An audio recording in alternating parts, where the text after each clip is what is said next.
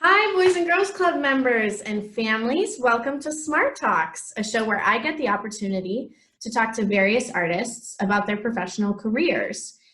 Throughout the series, I'm going to be able to interview opera singers, musicians, comedians, dancers, yoga instructors, and even Broadway performers.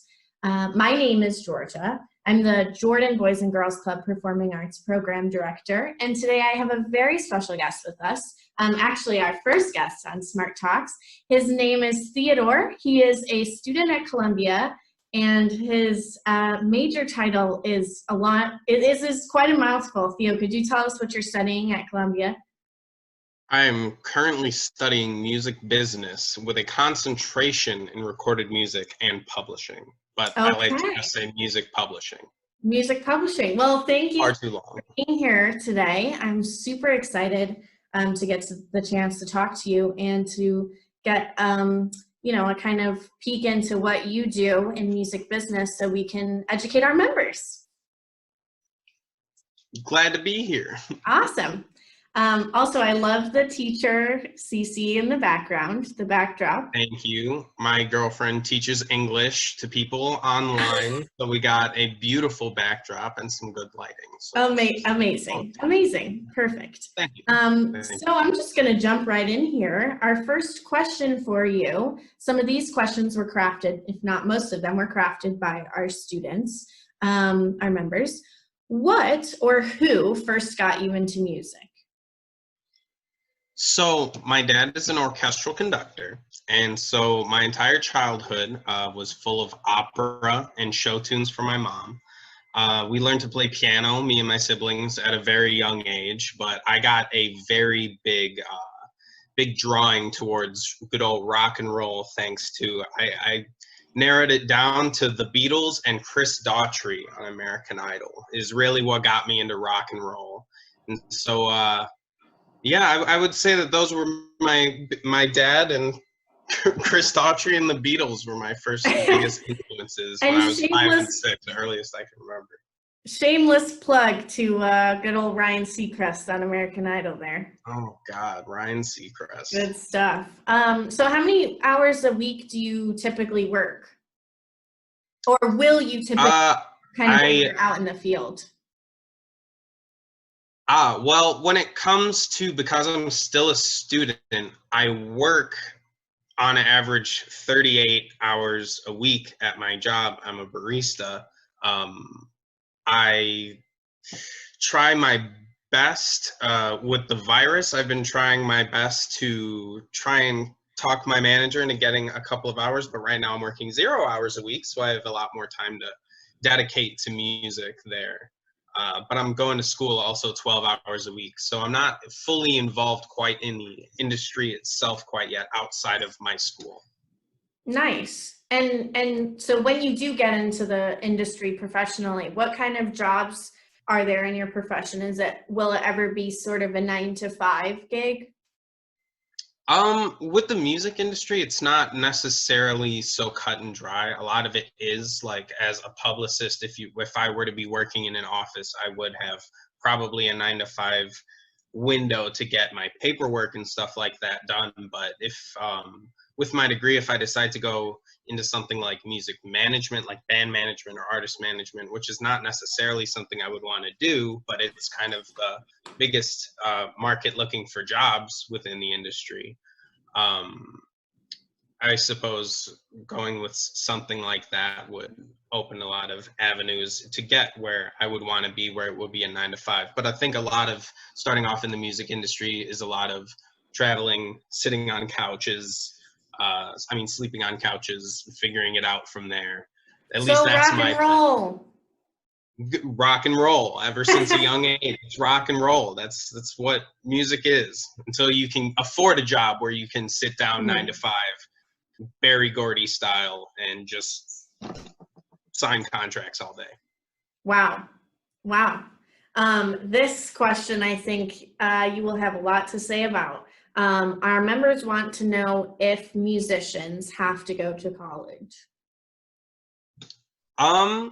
It opens a lot of doors. It does. It opens a lot of doors. Is it 100% necessary? No. I would say no, but it's kind of the Goodwill Hunting scenario. If you're not going to go to college, you need to work and you still need to educate yourself to some degree, whether or not that's, I mean, if you're coming out of high school being incredible on the instrument you're playing, every single musician I've ever met, no matter how incredible they are, they always say like, "Oh, I'm not that good. There's still so much I'm trying to learn." And that's really the point. You need to have that drive if you're not going to go to college. I started my degree not necessarily knowing what I want, and I realized now just like, oh, my goals were definitely achievable without doing this. But of course now I'm going to complete my degree.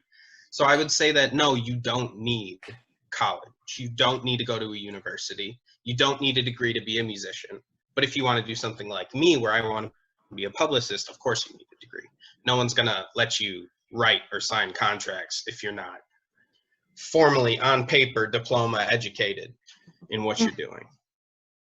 Awesome. That was a great answer. It's basically the same for dancing. I wouldn't say that you would have to go to school for dancing, but it definitely does open a lot of doors. Who is your favorite musician? That is a massive question, but if you could narrow it down.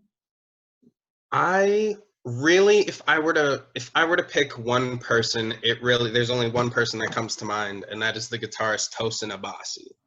But I don't really have a real famous musician or a real favorite musician. I don't necessarily look for one thing in particular where I can say that's it. There's so many things I respect about a lot of different musicians that I really admire. But if we're going with my own instrument, the guitar, my favorite guitarist would be Tosin Abasi. Can you say his name? His name one more time? Tosin is his first name, Tosin, and then Abasi, Abasi is his last name. Okay, Tosin members, Abasi. you heard it. You heard it from him. Yeah, look him up. His hands are like 4 times the size of normal people's hands, and he plays guitars that have 8, 9 strings. So he's incredible to watch. It's honestly, and he is self-taught until he went to college, and he went to the Atlanta University of Music. I'm probably butchering the name there, but he went from a self-taught musician to someone who decided to go to college, and now he's one of the best up-and-coming fusion jazz guitarists of the modern era. Wow. Yeah, he's really incredible. Speaking of the modern era, and this is the question to wrap up this interview, how do you think the internet and social media have changed the music industry? We talk a lot about this in school. We talk a lot about the decline of CDs, the decline of physical music, and the growth of streaming services like Spotify and SoundCloud and stuff like that. However, Spotify started in 2009. It sprung its first profit in 2019. So you can see that there was 10 years there of not even breaking even, 10 years of constantly trying to bring money into it. So it's not a profitable market at all. So I think the growth of the internet, the growth of this idea of free music where you're paying for a membership service, I think we're kind of building a little bubble that's about to pop around there. And I think we're probably going to see some big changes within the music industry in the 10 years up to come. I would definitely say that the internet has catastrophically shifted the music industry in unchangeable ways, but it's bringing back vinyl. So there's that. That is true. That is true. Yeah. And it's funny how everything kind of goes in circles and comes back around. Well, thank you so much, Theo.